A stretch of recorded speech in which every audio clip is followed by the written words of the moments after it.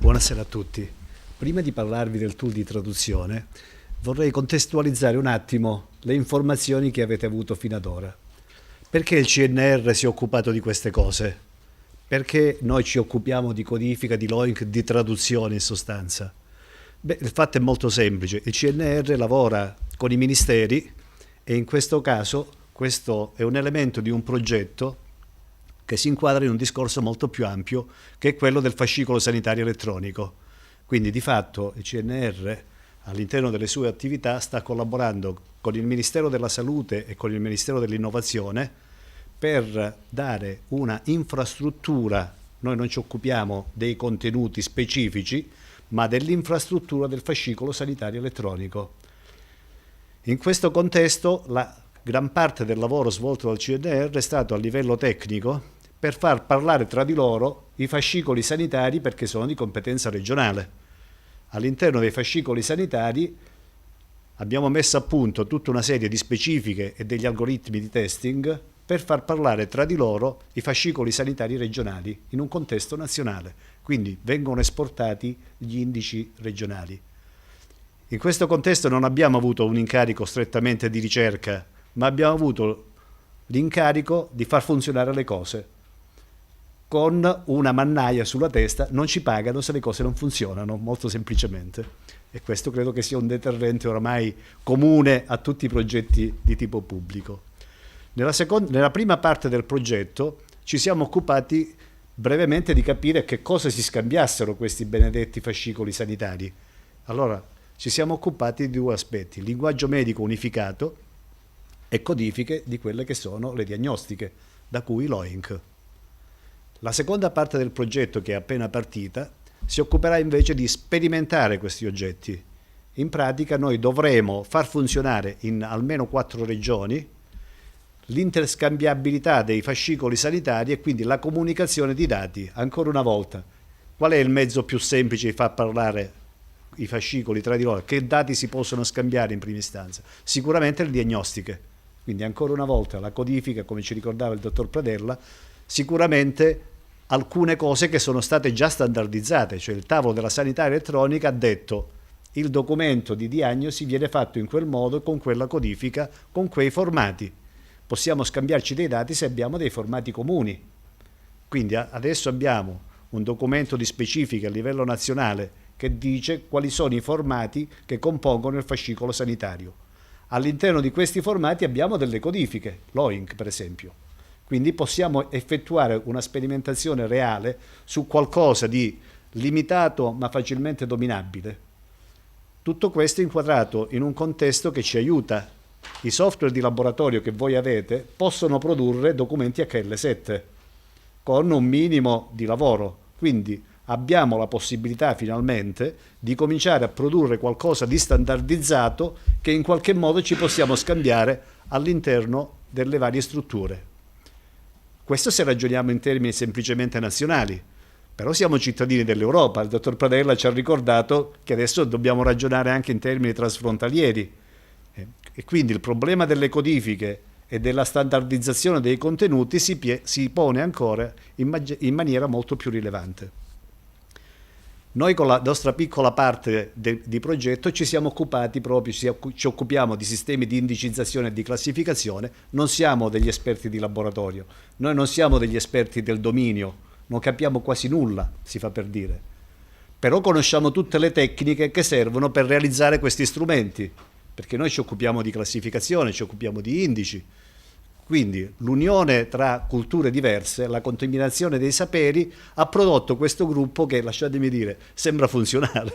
Stranamente, tra l'altro anche nord-sud, quindi è forse qualcosa di inedito nel panorama e nel contesto nazionale. Abbiamo fatto la prima stesura della traduzione in italiano del LOINC. Il nostro codice LOINC in questo momento, il nostro database LOINC in questo momento è composto da circa 45.000 voci. Quindi qualsiasi cosa venga prodotta in un laboratorio è riconoscibile all'interno di un codice LOINC. Capite bene che andare a cercare la propria analisi in mezzo a 45.000 pone dei problemi di strumenti. Quindi come facciamo a ridurre in qualche modo questa attività? E soprattutto come la facciamo? Buttiamo via tutto quello che abbiamo fatto fino ad ora? Oppure lo manteniamo e semplicemente facciamo, come dicono gli amici di Arsenal, l'esperanto con cui in qualche modo scambiamo informazioni? Beh, a questo punto si pongono delle scelte progettuali. Sicuramente manteniamo quello che già abbiamo, non buttiamo mai nulla. Cerchiamo semplicemente di referenziare qualcosa in modo tale che sia un linguaggio di tipo comune. Questo è il tentativo che abbiamo fatto. Abbiamo messo su uno strumento che stiamo sperimentando con gli amici del Piemonte, principalmente con le Molinette, con la dottoressa Bessone, poi sarà lei a dirci un po' meglio che cosa stanno facendo. Nel fare questo lavoro abbiamo tantissimi approcci che possiamo avere. La situazione reale è che ogni laboratorio ha codificato per fatti suoi la codifica interna, che è quella che usa. Dopodiché queste codifiche interne vengono referenziate verso il tariffario. Attenzione, non chiamiamolo nomenclatore, perché non è un nomenclatore, è un tariffario, perché le corrispondenze non sono mai 1 a 1, le corrispondenze sono sempre 1 a n, e molte volte abbiamo delle cose che non c'entrano nulla con quello che dice il nostro tariffario, però si avvicina come prezzo, per cui lo mettiamo lì. Quindi non sono dei nomenclatori, è sbagliato chiamarli dei nomenclatori, sono dei tariffari. Quindi abbiamo delle corrispondenze da molti a molti, perché a un codice del tariffario corrispondono molte analisi, e viceversa abbiamo talmente tante tipologie di analisi che non necessariamente all'interno delle varie regioni corrispondono alle stesse voci del tariffario. Scusate i tecnicismi, ma servono poi a razionalizzare tutti questi concetti all'interno degli strumenti informatici che noi andiamo a sviluppare per supportare chi deve fare il lavoro vero. Abbiamo ancora che molte volte le stesse analisi, la parte rossa, la stessa analisi viene codificata su più codici LOINC. Questo non è possibile per come è costruito il LOINC. C'è qualcosa che non funziona in questo contesto. Quindi se noi abbiamo una condivisione dell'informazione, quindi non il singolo laboratorio che fa il suo mapping verso il LOINC, ma più laboratori, e poi li guardiamo e vediamo che la stessa cosa è stata fatta con 2 codici diversi, beh, forse alziamo una bandierina e diciamo: scusate, qual è la parte vera?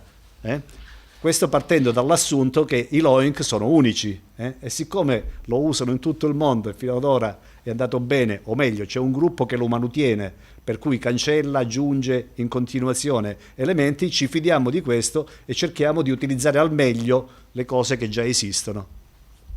Esistono ancora un altro tipo di approccio a livello regionale, in cui si cerca, un lavoro secondo me improbo, però qualcuno lo sta facendo, di unificare tutte quante i codici interni dei laboratori. Capite che è un lavoro enorme, però qualche regione sta provando a realizzare quello che viene chiamato il lavoro virtuale, quindi avere non il codice di tariffario unificato, ma i codici interni unificati. Qualcuno ci sta provando. A volte non riescono a unificare i codici interni, riescono però ad unificare l'addizione, come vengono chiamati a livello di refertazione. Questo ci aiuta un po', però non è facilmente leggibile da parte dei computer senza margini di errore, perché basta uno spazio in più, una doppia e così via, e il sistema salta. Quindi vanno bene tutti quanti questi tentativi, però probabilmente le codifiche numeriche sono quelle che ci aiutano in maniera più consistente. Cosa stiamo facendo? Cosa abbiamo fatto? Abbiamo realizzato quindi un sistema software che permetta di unire tutti questi elementi che vi ho appena raccontato, partendo quindi dai codici interni mappati sui codici regionali, e da questi provare a fare il mappaggio verso il LOINC, quindi avere poi una codifica verso LOINC. Tutto questo facendo tesoro, per chi lo rende a disposizione, rendendoli visibili anche agli altri. Quindi se io ho già codificato qualcosa e vado a vedere cosa ha fatto l'altro, dico: no, guarda che tu forse hai sbagliato, forse era meglio, riusciamo ad ottenere tanti scopi. Il primo scopo è quello del mappaggio, su questo non ci piove, ma capite che siccome ogni laboratorio chiama le cose in maniera diversa, abbiamo la possibilità di recuperare una lista di sinonimi e di modo di chiamare le cose fatte in diversi laboratori che ci aiutano nella comprensione di che cosa uno vuole intendere. Perché se il laboratorio di Treviso chiama un oggetto in un modo A e il laboratorio di Venezia lo chiama A,B, e invece sono la stessa cosa, noi li mettiamo nei sinonimi, abbiamo la possibilità di farlo e quindi caratterizzarli in base anche al nome locale, lasciatemi dire, al dialetto che in quel laboratorio viene utilizzato.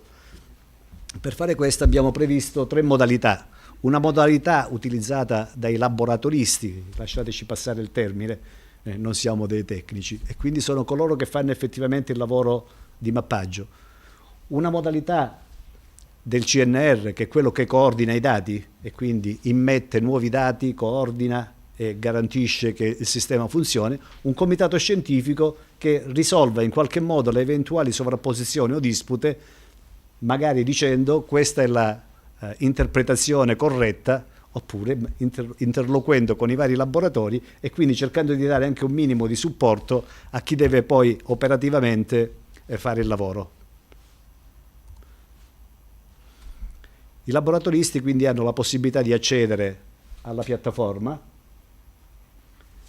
hanno la possibilità di vedere un database centralizzato e quindi la possibilità di utilizzare gli strumenti software per quanto riguarda la ricerca. La ricerca può essere fatta sia verso l'italiano, sia verso il LOINC, sia verso altre traduzioni. Per esempio gli svizzeri hanno tradotto in un italiano non proprio, però è un'esperienza fatta da altri, per cui perché non metterla in linea?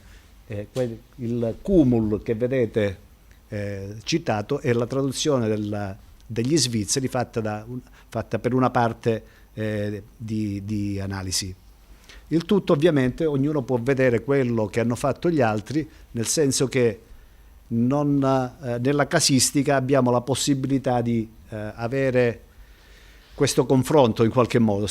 Nel prossimo futuro svilupperemo anche qualche strumento di interazione diretta in modo tale che si possa colloquiare attraverso il computer senza andare a cercare chi era l'operatore che ha fatto quell'operazione e quindi l'interlocutore corretto. Il CNR si occupa di che cosa? Supervisione dei dati. Per poter fare il mapping noi abbiamo necessità che ci vengano forniti un certo numero di dati che noi carichiamo sul database, dopodiché li trovate già lì e cominciate a fare i vari mappaggi. E poi il CNR si assume l'onere di coordinarsi con il Regestrif in modo tale da avere aggiornamenti continui sia del software sia dei manuali, oppure l'inserimento di nuove analisi o di suggerimenti, commenti e altre cose. Oltretutto c'è il comitato scientifico con cui ci si interfaccia. Il comitato scientifico fa un po' da arbitro rispetto a tutte le azioni che ci sono intorno. Lo utilizziamo proprio come un vero e proprio arbitro. Vi tralascio tutti i processi interni. Sappiate però che abbiamo realizzato un modello per cui all'interno di ogni singola cosa abbiamo dei passaggi da fare per poter validare correttamente. Il codice LOINC quindi abbiamo detto lo ricerchiamo nel database originale in inglese, nella versione italiana della traduzione, nella versione degli svizzeri e in altre associazioni che hanno fatto gli altri laboratoristi. Quindi se gli altri hanno fatto del lavoro, perché perderlo?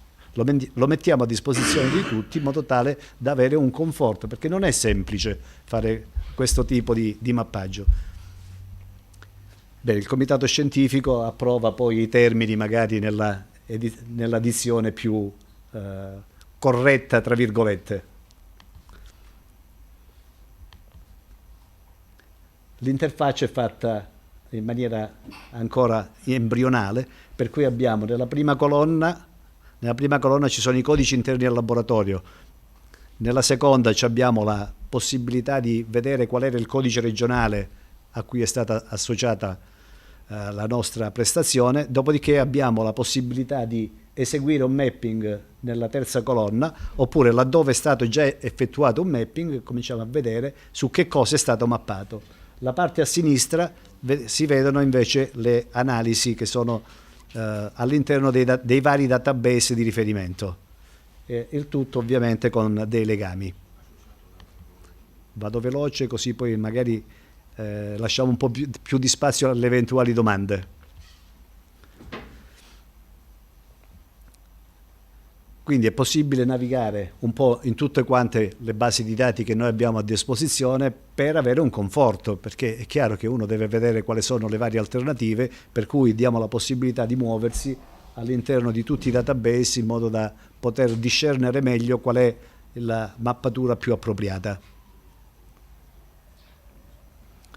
Nella piattaforma al momento abbiamo caricato i dati del Piemonte che la dottoressa Bessone ci ha fornito per quello che riguarda 16 laboratori della regione Piemonte, e in questo momento i nostri 16 laboratori stanno cominciando a organizzarsi per fare il mapping di tipo massivo. Poi ci dirà meglio Claudia. Che cosa prevediamo di realizzare noi per il futuro? Beh, cerchiamo innanzitutto di mettere a disposizione, rispetto a questo che rappresenta il motore di base, una serie di strumenti per potersi confrontare in modo tale da scambiarsi le esperienze reciproche e quindi facilitare il lavoro. L'inizio è sempre duro, come in tutte le cose, fino a quando uno non comincia a prendere le misure esatte di ciò che deve fare. Forse un minimo di scambio di informazioni su come hai fatto tu, che cosa intendi per e così via, può essere una buona esperienza. Noi abbiamo realizzato quello strumento di mapping per il semplice fatto che gli strumenti standard che abbiamo a disposizione, il RELMA, sviluppato dall'istituto da Indianapolis, consente di fare mapping, però di un solo laboratorio alla volta, non c'è scambio di esperienza. È anche uno strumento molto sofisticato perché ci consente di fare tantissime cose, quindi se qualcuno non vuole mettere a disposizione la sua esperienza può tranquillamente usare un tipo di strumento anziché un altro. Ovviamente l'interfaccia è in inglese. Se utilizzate RELMA, all'interno del RELMA versione corrente ci sta anche il database in italiano, perché gli americani pubblicano comunque tutto. Quali sono gli sviluppi futuri di LOINC? Beh, attraverso il LOINC forse è stato poco sottolineato. Il LOINC codifica risultati, non codifica ordini. All'interno di LOINC non troverete mai emocromo, perché emocromo non è un'analisi. Troverete leucociti, ematocrito, emoglobina e così via. Viceversa, in uno strumento esterno al database in quanto tale, possiamo trovare tutto quanto quello che sono gli ordini. Gli americani li chiamano claim attachment, perché sempre sono finalizzati al reclamo della parte economica, e quello sono i tariffari di fatto, e a seconda delle varie organizzazioni li organizzano in base a quello che le varie organizzazioni, le varie assicurazioni richiedono. Per cui all'interno di RELMA, per esempio, trovate un Hemogram Panel, che sarebbe il nostro emocromo. Quindi associato all'esterno del database possiamo trovare degli altri codici che rappresentano batterie di analisi, tipo l'emocromo, e all'interno di queste batterie abbiamo le singole voci che invece sono ancora una volta i risultati con i codici contenuti all'interno del nostro database. Gli americani hanno iniziato a fare un po' di codifiche di questi che loro chiamano panel, quindi li ho messi negli sviluppi futuri del LOINC proprio perché stanno assegnando dei codici, hanno iniziato ad assegnare dei codici. Non è un lavoro semplice, hanno fatto bene a tenerlo fuori, perché voi sapete che l'emocromo, almeno per quello che è di mia conoscenza, varia da laboratorio a laboratorio. Non tutti fanno gli stessi tipi di analisi, non tutti le fanno allo stesso modo, alcuni utilizzano delle tecniche, altri delle altre, per cui allo stesso tipo di batteria sì, abbiamo dei contenuti informativi molto simili se non uguali, ma le metodologie con cui sono forniti sono diverse, per cui per quanto riguarda il discorso delle codifiche sono esami diversi. Ok, grazie per l'attenzione.